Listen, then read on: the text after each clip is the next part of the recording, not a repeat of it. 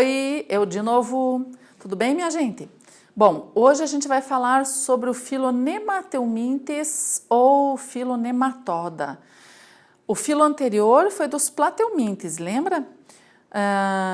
Hoje a gente vai falar dos Nemateumintes. Vejam que a terminação, o sufixo é o mesmo, né? Eumintes. Eumintes significa vermes, animais de corpo mole. O prefixo Nemateumintes, nematos, quer dizer em forma de fios. Então aqui esses vermes, eles têm o corpo cilíndrico e alongado, pessoal. Lá nos Plateumintes eles são achatados, lembram? Aqui são vermes cilíndricos, alongados, fininhos, né? Então por isso Nemateumintes ou nematoda. Muito bem, muitos desses vermes são de vida livre, se encontram no ambiente, alguns em plantas, alguns em matéria lá orgânica, lá em decomposição. Mas esses não têm interesse para a gente, né? Os que nos interessam são aqueles que nos causam doenças. Então, enquanto alguns são de vida livre, outros são parasitas, tá? Então, nós vamos falar dos parasitas. A gente vai acabar focando nos vermes, nos Nemateumintes parasitas. Bom, mas antes da gente falar exatamente dos parasitas, a gente vai falar um pouquinho de características gerais desses vermes, assim como a gente fez para as Plateumintes. Nemateumintes, pessoal, vem depois dos Plateumintes porque eles já são um pouquinho mais evoluídos. Eles continuam sendo triblásticos, né? Tem ectoderme, mesoderme e endoderme que originaram seus tecidos. Isso é semelhante com os Plateumintes, tá? São animais aí, como todos que a gente tem visto desde quinidários, Plateumintes e Nemateumintes são pluricelulares, né? Heterótrofos. Aqui esses animais então triblásticos, são protostômios também, porque o blastóporo formou a boca nesses animais. E falando em boca, já tem uma novidade evolutiva aqui. No que eles são diferentes, mais evoluídos em relação aos Plateumintes? Porque eles já têm um sistema digestório completo. O que significa isso? Que o tubo digestório deles inicia numa boca, tá? E vai terminar em 1 ânus, pessoal. Então, é o sistema digestório deles completinho aí, tá? Uma diferença, também apresentam simetria bilateral, como nos Plateumintes.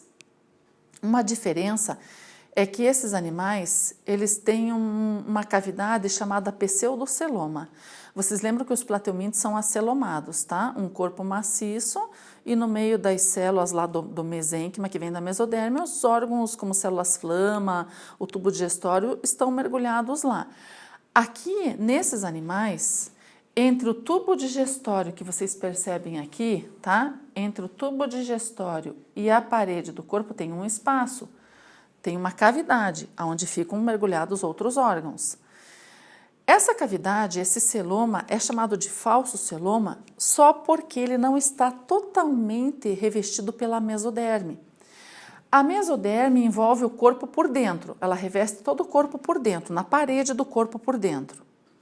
Mas ela não reveste os intestinos, você só tem a endoderme revestindo o intestino, você não tem a mesoderme revestindo, encapando totalmente o intestino. Então, o espaço que fica aqui, entre a parede do corpo revestida por mesoderme e entre o intestino, que não está revestido pela mesoderme, é o falso celoma. Aqui dentro tem um líquido, tá? Tem um líquido dentro desse pseudoceloma, é o líquido pseudocelomático. Esse líquido é importante nesses animais porque ele vai funcionar como um esqueleto hidrostático. Ele também auxilia na locomoção junto com a musculatura longitudinal que esses vermes têm. Então, esses vermes se locomovem por ondulação, tá? Então, esse líquido aí dentro dá uma certa sustentabilidade para esses animais. Eles não são sem forma, achatadinhos, amassados. Eles são estufadinhos. Então, é por causa desse líquido aí que dá essa sustentação. Tá legal?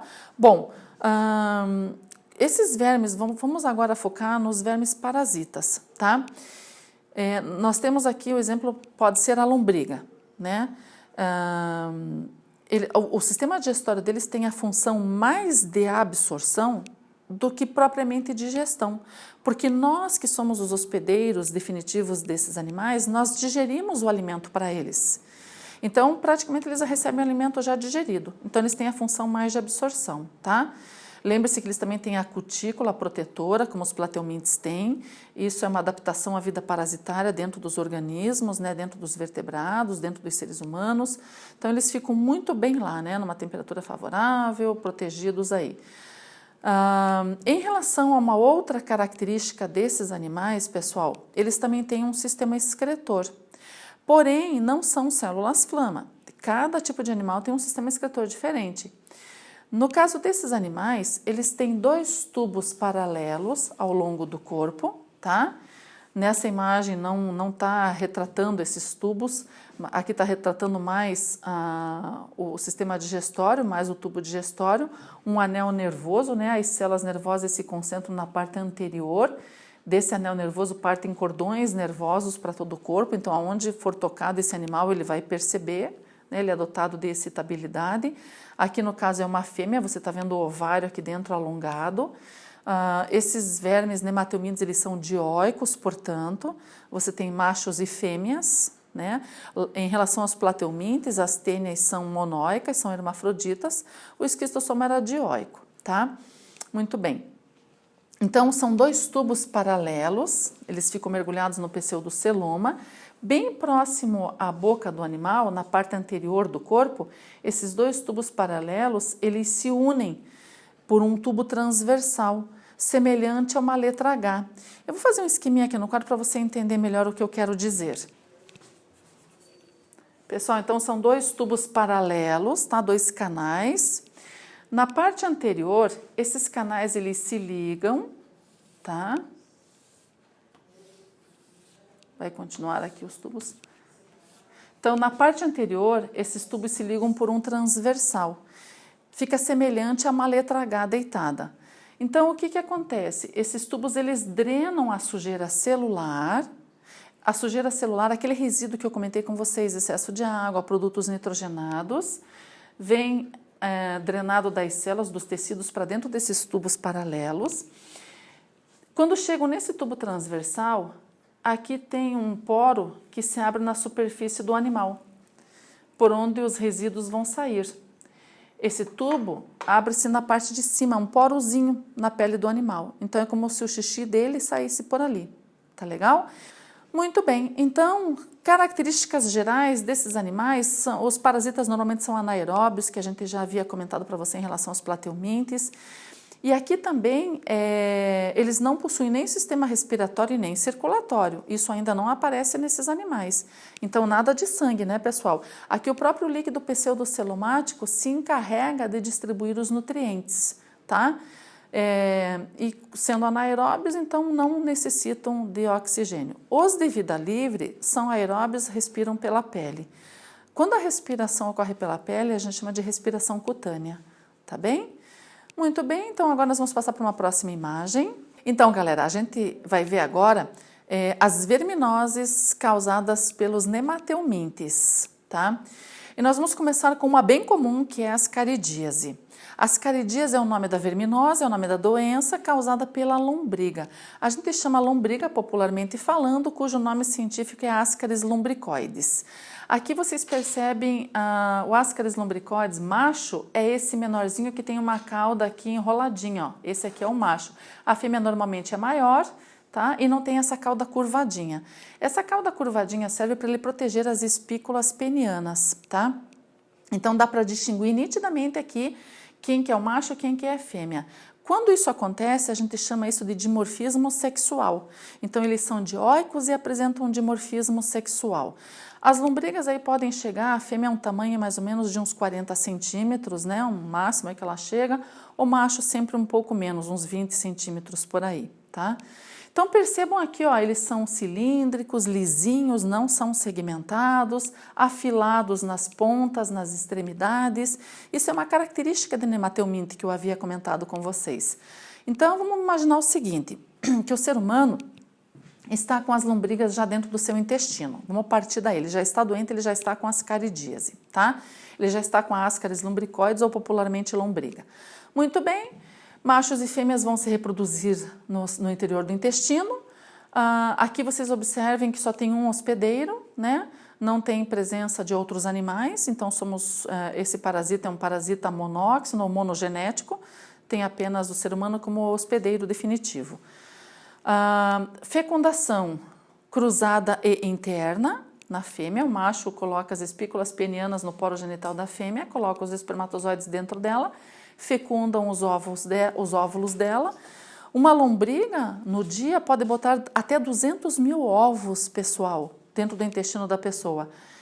Lembre-se que esses ovos, eles são protegidos por uma casca quitinosa. Junto com as fezes, esses ovos ganham a natureza, tá? Eles vão contaminar a natureza. Lembram do que a gente já comentou com vocês? As fezes podem ser feitas diretamente no rio, ou naquelas casinhas que desembocam no rio, ou esgoto que também não é tratado que vai para o rio. Esse rio é utilizado para molhar, para fazer irrigação. Então, é assim que os ovos se espalham pela natureza, tá?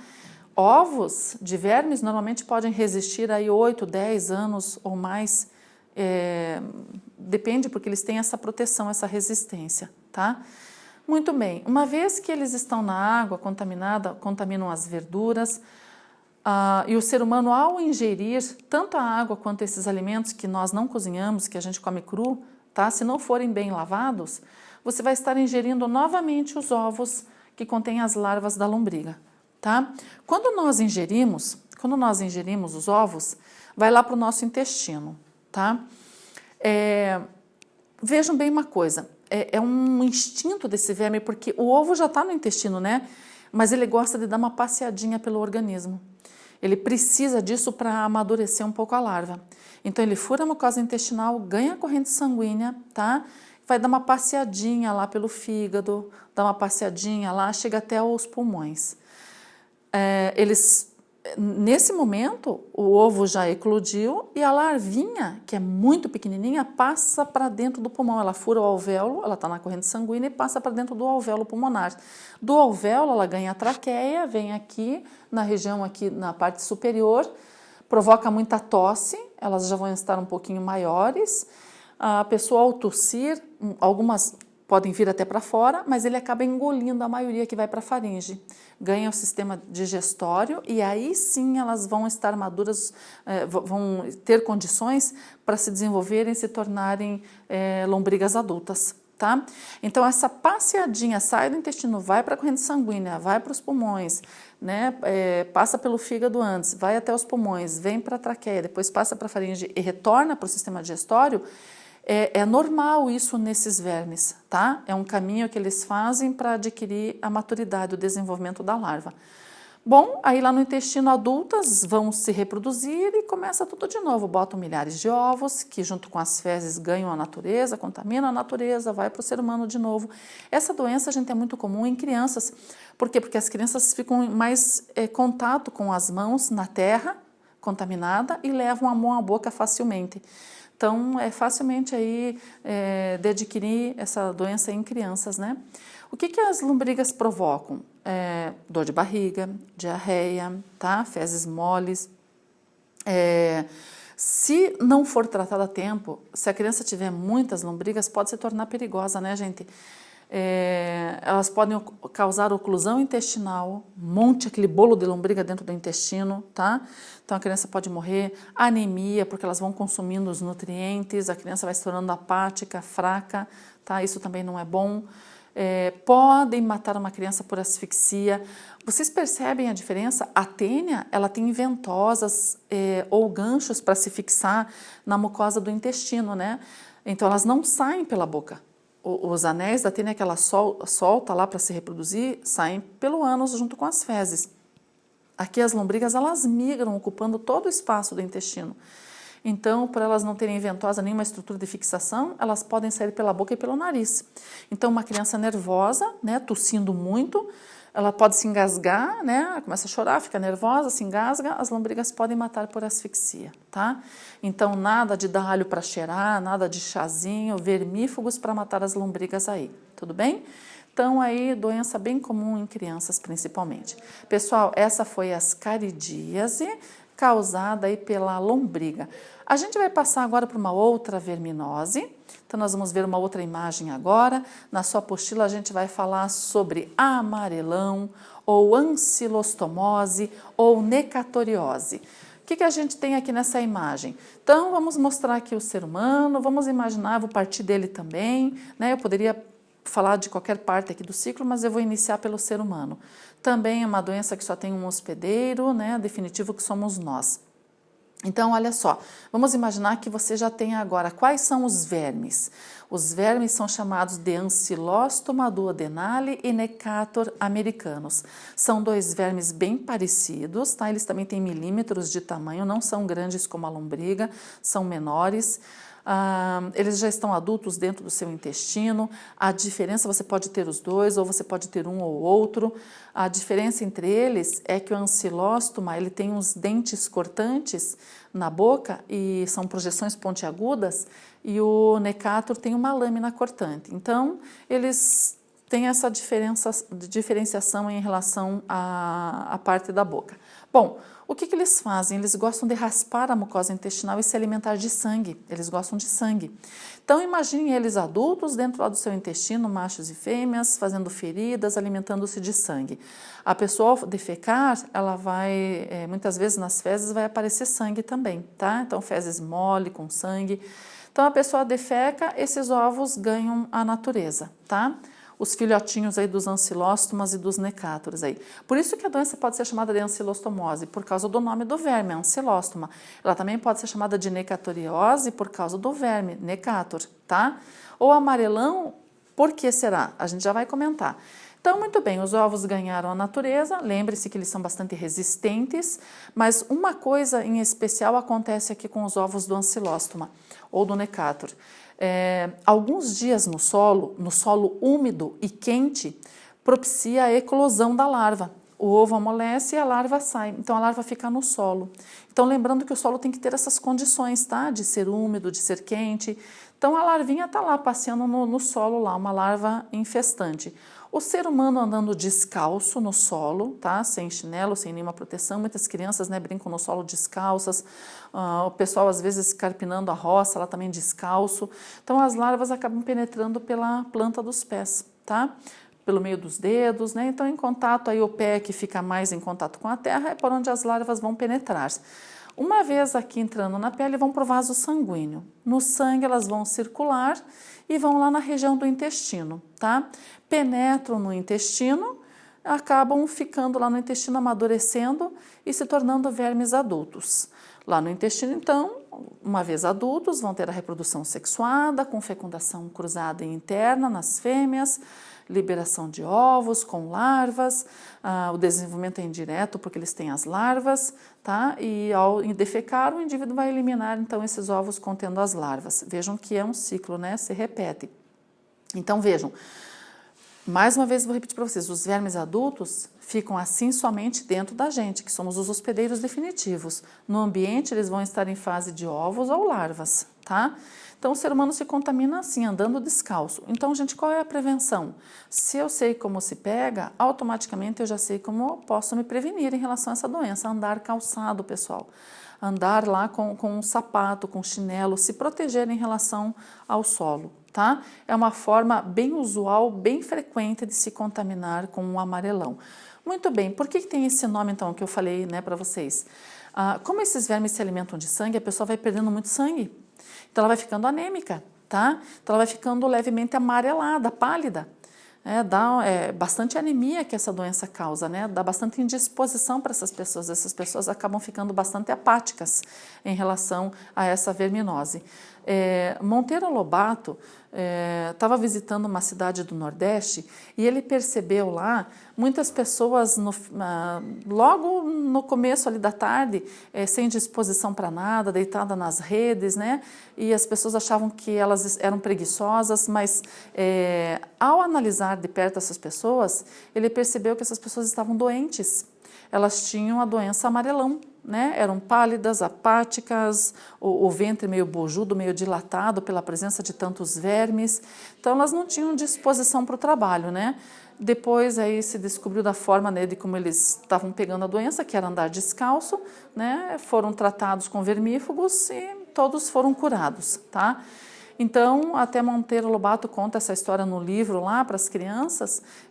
Ele mostra num sítio todos os animais, as pessoas, tudo com sapato, né? Até os animais com sapatinho lá, para mostrar a importância de se andar calçado. Tudo bem, então?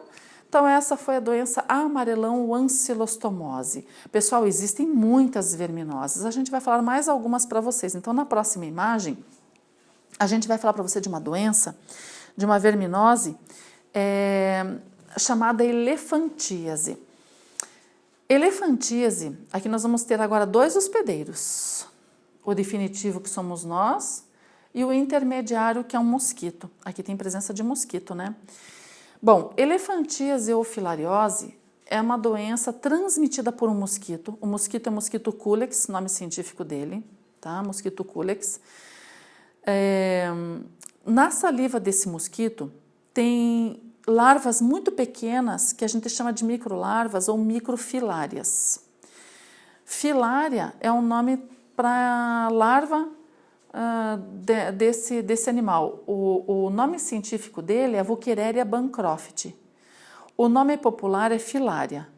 São vermes cilíndricos, compridos, a fêmea chega a uns 8 centímetros de comprimento, então são grandinhas, né? O macho chega mais ou menos a uns 4 centímetros.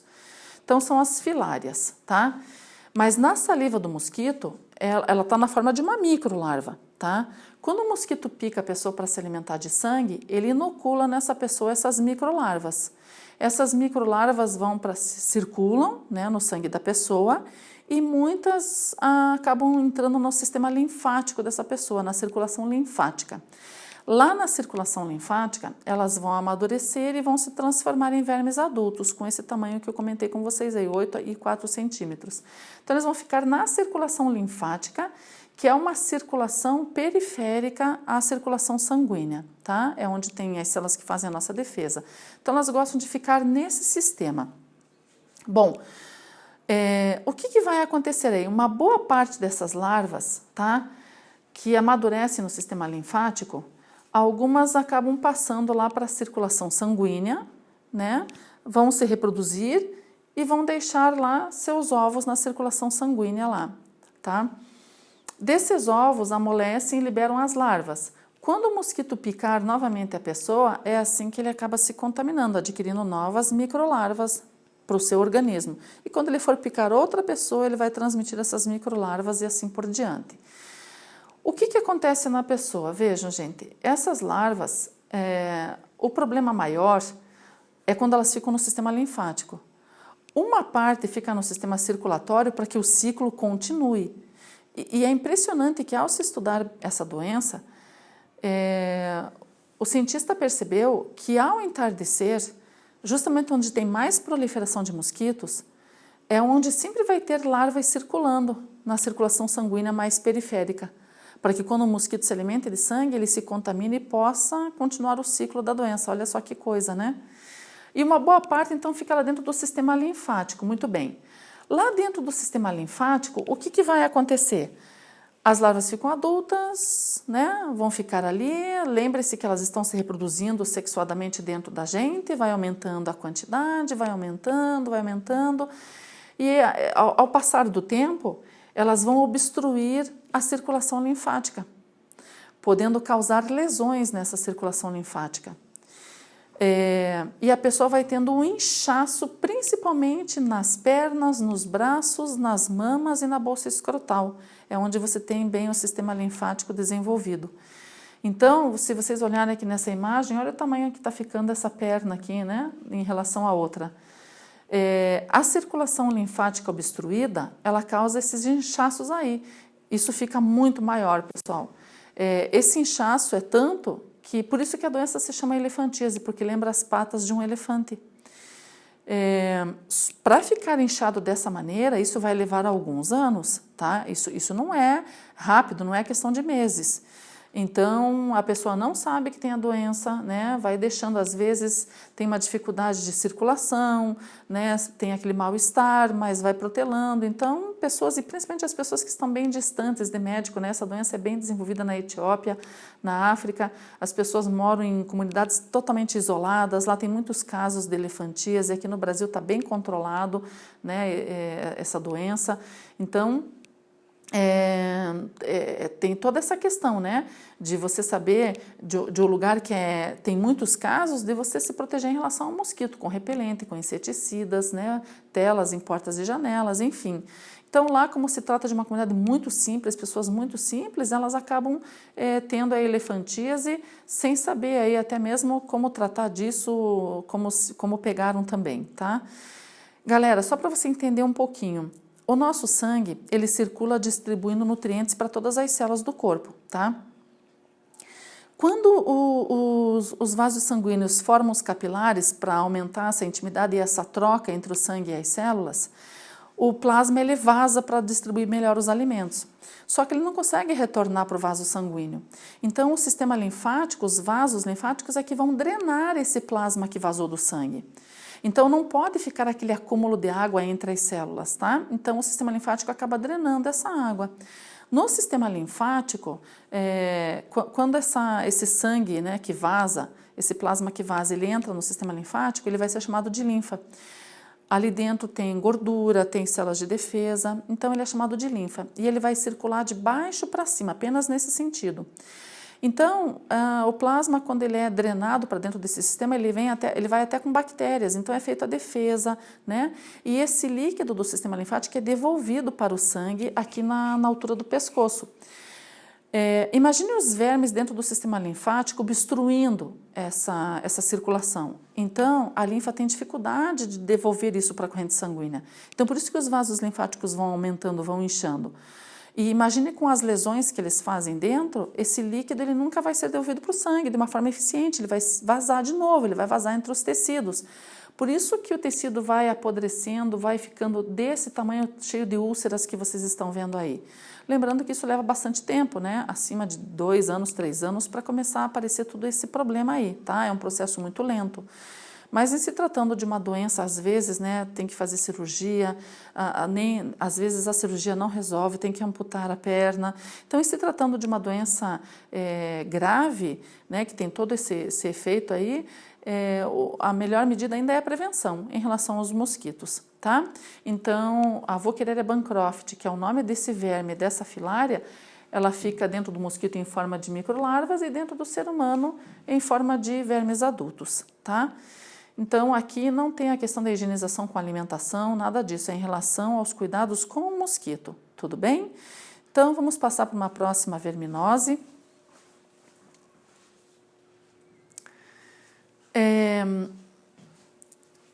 Aqui a gente vai falar rapidamente um pouquinho sobre bicho geográfico. Por que eu falei rapidamente? Porque não é uma doença do ser humano exatamente, é uma doença de cachorro, de gato. Vamos entender melhor o porquê? Então, vamos partir do princípio aqui, ó, cachorros e gatos, eles são os hospedeiros definitivos. O verme aqui é chamado de Ancylostoma brasiliensis, não confundir com Ancylostoma duodenale lá da doença amarelão, tá? Também são vermes ocilíndricos, alongados, que vivem no intestino desses animais.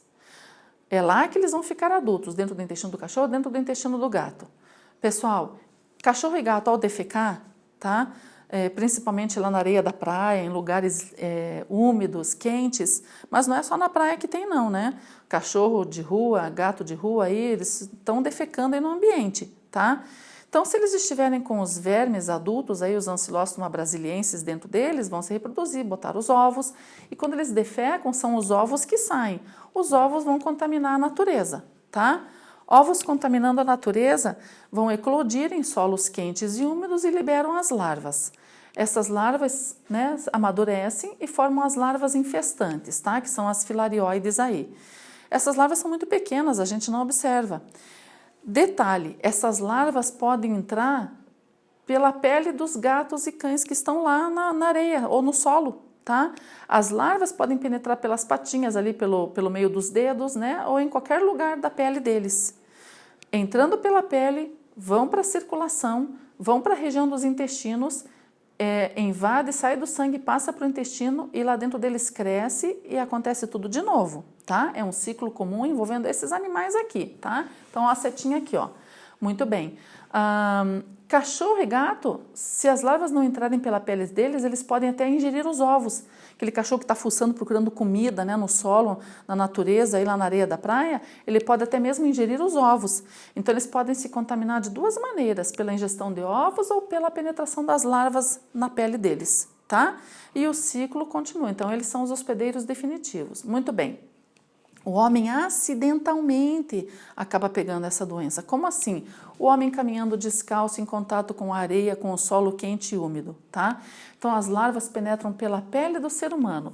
Bom, veja só que coisa, né? Como o ser humano não é hospedeiro definitivo desse verme, o verme não consegue passar para a corrente sanguínea para chegar na região do nosso intestino e invadir o nosso intestino. Não é um ambiente favorável para ele. Então ele vai ficar que nem um bobinho andando aqui debaixo da pele, formando aqueles caminhos tortos, né? Que lembra contorno de mapa. Por isso o bicho é geográfico, tá? Então ele se limita apenas à nossa pele. Mas a gente precisa tratar, precisa matá-lo, né? Porque ele vai cavando tuneizinhos, vai causando coceira, dói, né? Fica aquele caminho feio. E se a pessoa está na praia, começa a tomar sol, aquilo vai ficando avermelhado e depois esbranquiçado, vai ficando feio, né? Então, quanto antes tratar, melhor, com pomadas, medicamentos, você vai tratar aí o bicho geográfico. Então, por não ser um parasita usual nosso, ele apenas se limita à nossa pele. Tá bem? Por isso que os hospedeiros definitivos dele estão aqui, ó, os bonitinhos aqui. Claro que se você tem seus animais em casa de estimação, trata bem com vacina, tem todo o cuidado de higiene, não tem a doença, né? É mais para os animais que vivem aí nas ruas, né? Nos ambientes aí na natureza. Ok? Bom, pessoal, para finalizar, tem mais uma doença na sua apostila que é a enterobiose. Enterobiose é igual a ascaridíase. O que você vai fazer de diferente? Você só vai tirar a lombriga de cena e vai colocar Enterobis vermiculares, que é o nome do verme, tá? Também é alongadinho, cilíndrico. Eu não fiz aqui uma imagem exclusiva da enterobiose, porque é a mesma coisa que a ascaridíase. Você pega da mesma maneira água e alimentos contaminados com os ovos, só que não da lombriga e sim do Enterobis vermiculares. Esses vermes, eles têm nomes populares, tá? O Enterobis vermiculares é conhecido como oxiurus. Então, por isso que a doença também pode ser chamada de oxiurose, tá bem? Ao ingerir os ovos do oxiurus ou do enteróbio, faz o mesmo caminho, né? Vai lá para o intestino. A diferença é que ele só não dá a passeadinha que nem a lombriga dá pela corrente sanguínea, pelo fígado, pelos pulmões e depois volta para o sistema digestório.